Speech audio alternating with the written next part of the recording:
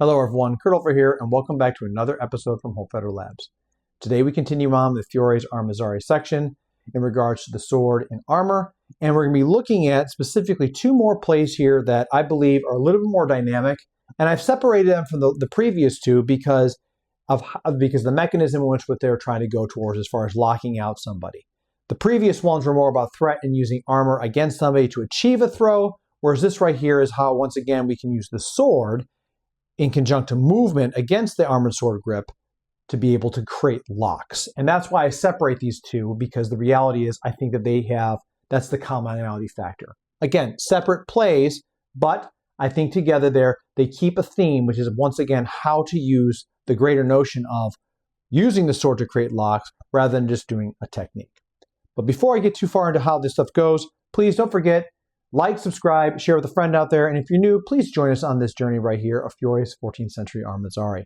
We would love to have you on this right here, especially as we start talking more into the armored section as we go later on to the pole arms here in the future videos. And we want to grow this channel as much as possible here, and that's not possible without viewers like you. So please come join us.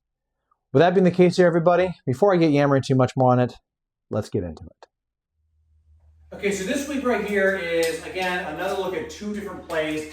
And the reason why I've lumped these two together is because I believe that Fiore is talking about, once again, different different grips on the sword to be able to create different locks and whatnot. So this right here points to the concept that, again, I believe Fiore's armored combat is a lot more dynamic of sticking, throwing on, and doing other things right here that create in different directions because there's so much more available on the table. So both these plays, I'm going to lay across the screen right here, both of them involve locking and throwing and grappling and switching between an armored sword grip and into a single sword grip. And in one case, right back to one if we're thinking about this. So the thing about this right here is that, again, these two pair up, and I believe what we're seeing here is we're seeing a two-directional concept. So we can go into it this way, or we go into this way. And it all depends upon how she responds, or a combatant responds to whatever threat I put out there. Okay? So a couple options right here that we talk about. So if we go through the first one. In the crossing, what we see here is Brandy's here in this crossbody position, and this arm in the sword is through down here. Now, how we create this, it could be a variety of different ways. I want her to shift down, right? So maybe in this case right here, maybe I push and she pushes back with the top, which gives the ability for me to shove in right here to create that opportunity to get to the inside of the arm.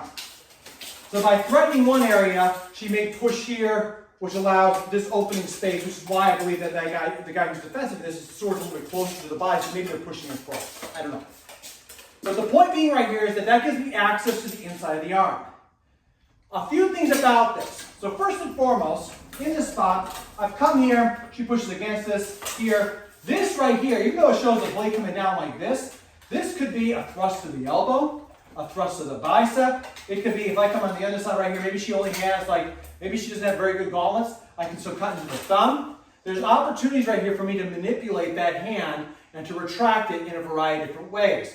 So in those sticking points, she's not just going to muscle towards this might turn her away from me, which is essentially what we're trying to get to, is because of this right here gives us an avenue to a couple other different types of play considerations. Fiore speaks about this becoming a lower key position, and we're going to go very slow with this because the reality is I don't need to complete this to show how this works in this direction. I've actually seen this before within Marine Corps combatives when it comes down to baton usage, which really works in close infighting, which is another thing right here. This is a close infighting situation, which means that I can use the sword as a pry bar to get her to go into certain directions. So to go slow with this, here, create stimuli right here in this case. I've come up here, she pushes the blade against, I shove through, I miss. So I'm in this position right here. Now, I could just simply make the argument of I'm just going to pull up and around. Brandy is not going to let me do that. As I come right here, if I'm on her vambrace and I've missed and I start pulling, she's going to pull right back or position herself differently. So what I think is happening here is we're going to ditch this hand. So we'll get back to a spot here. As far as this goes, I've come out of this position here. I'm going to ditch this hand, and I'm going to regain it right here. Because when I'm going to come over top here, is moving into that lower key, that lower lock, which allows her arm to come up and behind her. To demonstrate this right here, I'm going to actually have Brandy do it to me so that we can see this. We'll cross up. I'll walk her through this right here. So she tries to pommel strike me. I shut this down. She hooks to the inside. Right here, she's going to disengage the front. She grabs the blade, and she's going to put the blade up and over, and she's going to shoot the bolt behind her with her feet. And now we're in a lowering lock situation because the baton, or sorry, the sword, is the locking mechanism, which allows my arm to come up and over my body. That entry right here allows me, I could be sticking, so she sticks me in the elbow or the bicep. That allows me to kind of give way. And if she just blows through that with a tip, that makes this even worse as far as how to make somebody throw on this. But if not, we have the ability to go in and around over the top of the body. So that's just the very first one right here, because again, it could be done in many different ways, but the idea is to create that opening space right here. So I shove across, there's a huge opening right here, comes through here, and then whoop, it becomes behind my body. If both my hands stay on the sword, well, that's a really bad day for me because I have nothing stopping me if I fall, and it's going to land right on my head, which as we know is how Fiore likes to make sure people land on their head and throw. The secondary plank, which looks complicated at first, it also creates other opportunities. It might be another way for us to play with. So in this case right here, we've crossed up in position, right? So again, this could be a spot where Brandy, once again, I come across, I shoot the point at her, and she shuts across this way. So the points on right here for me on this. If I use my sword in the right way, and if you've ever been in a half sword situation, you can find yourself this quite often. You can disengage, cross, and now we're here in this spot. We have a cross body position. I'm going very slow with this just because it's very easy to throw on this. And if she's thrusting towards my face with this right here, my hand is here on this. I have this brace right here, and I'm just going to turn up and over, or I can walk her back because my point is leveled right at the opening of her face. So all that really is create the opportunity, shift to the outside. So instead of going this way within a crescimento, it becomes this way. We step across right here as we shut down that arm. So one more time, we cross up, here, I threaten, she turns, I come right here across, difficult with this type of grip right here, and I have this locking here. The reality is I'm just going to keep walking through and throw her. You can already see how much she's leaning back with that right there. It actually makes it so that my fans right here don't lock up because I'm not locked up in place. This is very hard to do at slow speed because the reality is, if I'm really doing this, I'm probably going to slam in her to make her arm go offline here, so I'm not worried about the point. She might be wearing a helmet and not wearing helmets like we're doing right now. It's very easy to hit someone in the face.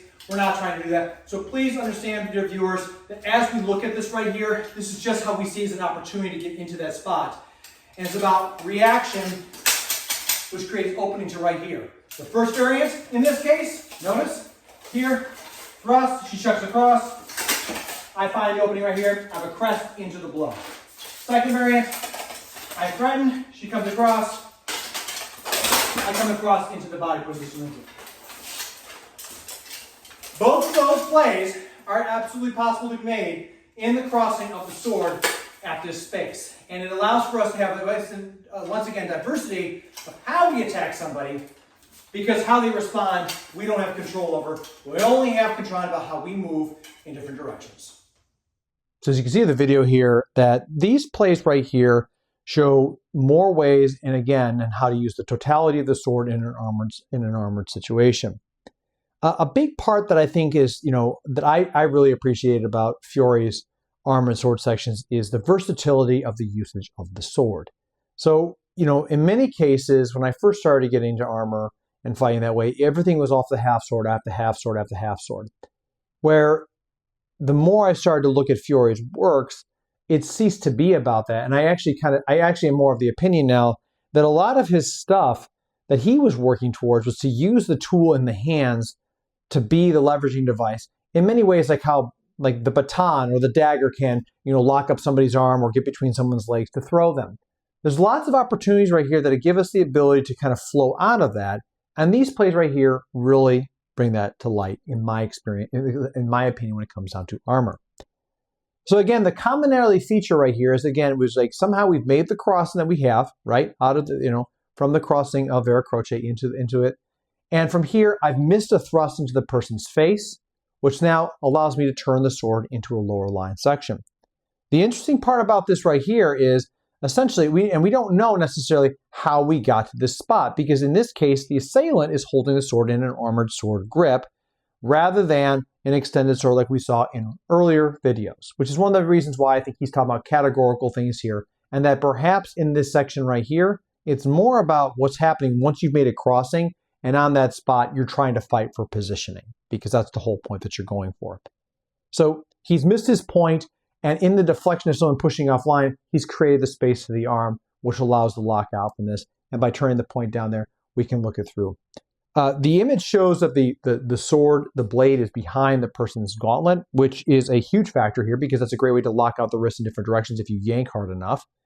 But I also kind of wonder too, is this also Fiore's way of saying, maybe stick them in the wrist and to turn up with this as far as between the wrist bones of the hand? It'd be really kind of interesting to see how that goes. I'm not necessarily certain on that, but it's something that I kind of wonder because of the openings that we have in armor. So with that section of place here, we saw how, again, by shoving the sword through this way, I can thread it, and then once I'm here, I can grab the sword point, I can disengage, grab the sword point, use a turn of the feet, and now I can go into a lower lock where the person is downward into, they're gonna topple to the ground. That kind of thing right there is, again, why I paired these things together, is because of the fact that you have armor grip, single grip, and the transition here. It's all about the usage of the sword in its totality. In the next sequence of plays that we saw with it, we noticed that essentially off the crossing, we now abandon the crossing in some form or fashion here. Maybe the person's like, I've tried to jab the point into someone's face. And as they've covered up this way, I'm using that ability here to gain access to the arm and sidestep cross. So now as I stab towards a person's face, I've put myself in a position that's optimal to throwing the person. Again, this is something right here that is especially useful and effective, because the reality is, in a space where you're not fully encased in armor, it's a lot more likely that you're going to have the threat very prevalent to your face and that you'll fight off of that. Now, I have had the question before, it's like, well, the arm right there, is that not putting somebody into an arm lock? This is very possible right there, and he speaks nothing about a counter to that, but it is something that is potentially there. But the reality is, if I have stabbed this towards the face, that might be the reason why the point is still in the face, is because essentially, if I'm coming down with this to break the person's arm, the point's right there to keep the pressure on. And that perhaps in being trapped back here, I'm trying to do everything I can to steer with it. We know that the sword is behind the other person's back, which is another way of making sure that the sword is out of play, which is terrifying, especially when you can't do anything about it. So I could disengage with my hand here, but now because this hand is locked up, I'm kind of in trouble here and I can't do anything else about it. So really nasty play. And again, another instance, in my opinion, that shows the versatility of the sword in armor, and that it is not just a half sword, but it is a multi-tool of death and destruction to overcome somebody in a variety of different forms and fashions. So that's going to do it for this video right here. Please let me know what your thoughts are as far as this right here is concerned. Have you ever looked at these and played with these before? I'd be very interested to see what people say about this. And as always, everyone out there, please stay safe, train well, and fight on. See you all soon.